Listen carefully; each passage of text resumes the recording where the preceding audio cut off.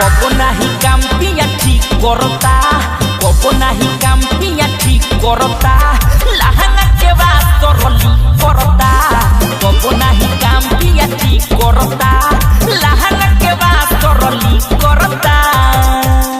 माँ Lakshmi recording studio पिपरा।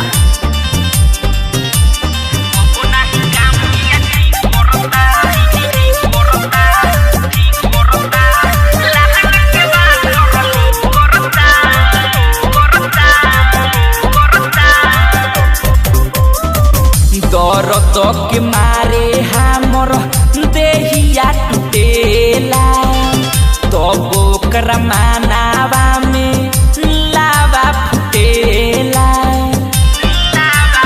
ए भाई अरे दर्द के मारे हमर देहिया टूटेला, तब ओकरा मानावा में लावा फुटेला। माने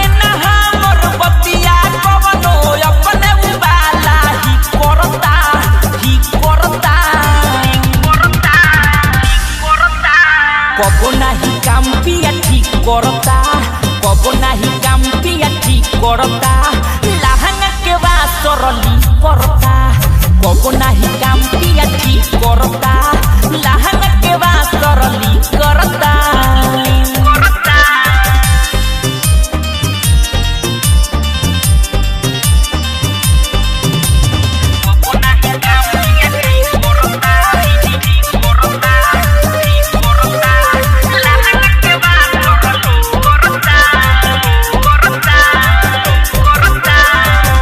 कॉपी नरेश राजा तावा रोज से केले, देवर चित्तरंजन रोजे जंगल से देखेले।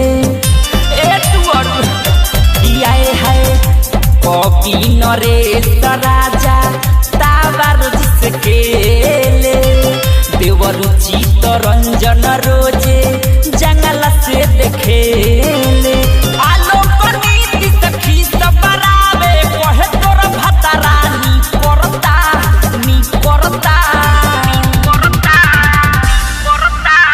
कबो नाही काम पिया ठीक करता, कबो नाही काम पिया ठीक करता, लहंगा के बाद सरली करता, कबो नाही काम पिया ठीक